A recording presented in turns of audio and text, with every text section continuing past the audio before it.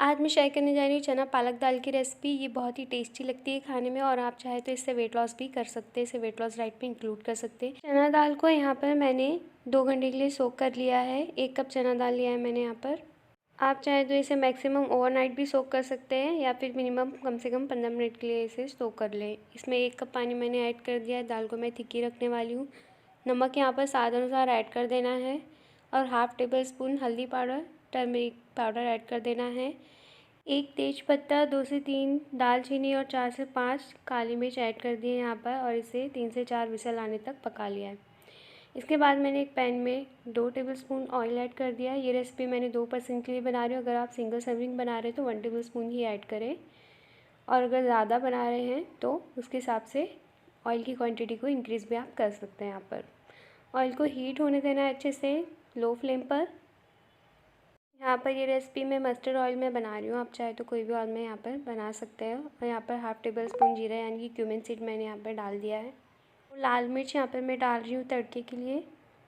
जीरा और लाल मिर्च को थोड़ा सा भून लेना है अच्छे से। चना दाल पालक की रेसिपी काफ़ी ज़्यादा न्यूट्रिश है और आप इसे चाहें तो वेट लॉस में भी ले सकते हैं। फिर इसके बाद मैंने यहाँ पर लहसुन को कट करके डाल दिया। 2 से 3 लहसुन मैंने यहाँ पर लिए थे, उसे कट करके आपको डाल देना है। इससे फ्लेवर काफ़ी ज़्यादा अच्छा आएगा। लहसुन को यहाँ पर थोड़ा सा लाइट ब्राउन होने तक पका लेना है ऑयल में।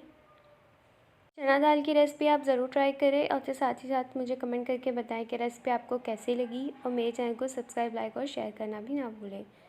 ऐसी और रेसिपीज़ अगर आप देखना चाहते हैं तो लिंक आपको डिस्क्रिप्शन में मिल जाएगा। लहसुन अब रोस्ट हो चुका है, देख सकते हैं आप। तड़का रेडी हो चुका है, इसे मैं निकाल लूँगी। आप चाहें तो इसमें रेड चिली पाउडर भी, Kashmiri red chili powder add कर सकते हैं कलर देने के लिए। थोड़ा सा लहसुन मैं यहाँ पर रहने दूँगी और यहाँ पर मैंने एक प्याज को कट करके यहाँ पर ऐड कर दिया है और इसे भी ऑयल में अच्छे से रोस्ट कर लेना है। प्याज को ऑयल में अच्छे से भून लेना, नहीं तो फ्लेवर अच्छा नहीं आएगा। और 1 टेबलस्पून यहाँ पर मैंने अदरक लहसुन का पेस्ट ऐड कर दिया है और half tablespoon red chili powder. आप कश्मीरी लाल मिर्च भी यूज़ कर सकते हैं रेसिपी को एक अच्छा कलर देने के लिए। इसे अच्छे से सौटे कर लेना है 2 मिनट तक लो फ्लेम पर। इसी तरह आप इसे चलाते रहें कंटिन्यूसली ताकि ये जले ना और अच्छे से भुन भी जाए मसाला। रेसिपी काफ़ी ज़्यादा हाई इन प्रोटीन भी है, तो अगर आप वेट लॉस करना चाहते हैं तो इस रेसिपी को ज़रूर ट्राई करें। साथ ही साथ ये काफ़ी ज़्यादा हेल्दी भी है। अब मैं यहाँ पर 2 टमाटर की प्यूरी ऐड करने वाली हूँ। इसे अच्छे से स्टर कर लें। मसालों के साथ इसे भी थोड़ा भून लेना है हमें। सारे मसालों को अच्छे से भून लेना है, कम से कम 2 से 3 मिनट तक आप इसे स्टर कर लें। अगर ये कच्चा रह जाता है तो इसका फ्लेवर अच्छा नहीं आएगा रेसिपी में, इसलिए ये स्टेप बहुत ही इम्पॉर्टेंट है। इसे अच्छे से फॉलो करें इस रेसिपी को बनाते वक्त। मसालों को भुनना यहाँ पर बहुत ज़रूरी है अच्छे से। 2 मिनट तक सौटे करने के बाद अब यहाँ पर कुछ मसाले मैं ऐड करूँगी। 2 टेबलस्पून यहाँ पर मैंने धनिया पाउडर यानी कि कोरिएंडर पाउडर को डाल दिया है।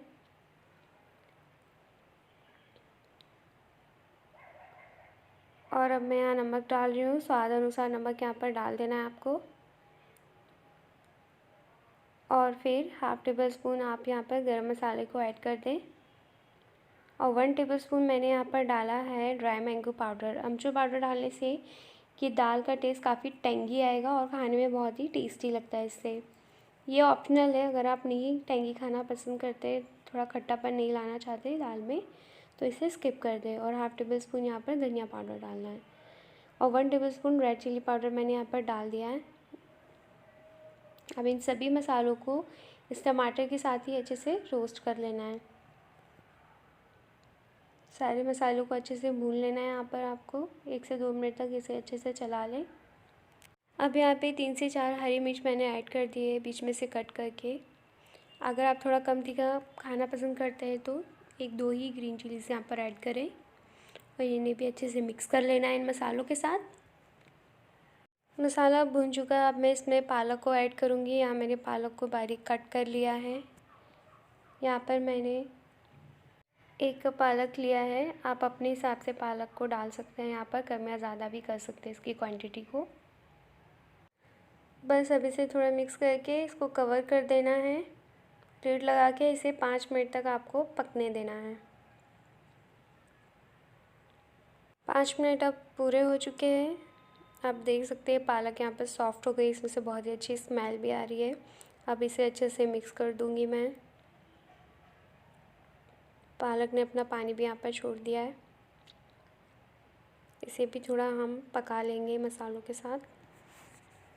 देख सकते हैं आप, पालक को भी मैंने अच्छे से पका लिया है। अब ये दाल भी मेरी बॉईल हो चुकी है। दाल को यहाँ ज़्यादा मैंने गाढ़ा नहीं रखा और ना ही बहुत पतला किया है। आप अगर थोड़ा पतला खाना पसंद करते हैं तो इसमें गर्म पानी को ऐड कर सकते हैं। और अब मैंने सारी दाल को इस पालक में ऐड कर दिया है। इन्हें भी अच्छे से मिक्स कर देना है।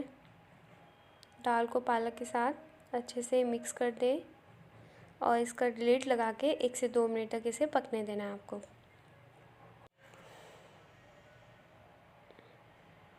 2 मिनट पूरे हो चुके हैं। अब मैं इसे ओपन कर रही हूँ। इसमें से बहुत ही अमेजिंग फ्लेवर और स्मेल आ रही है।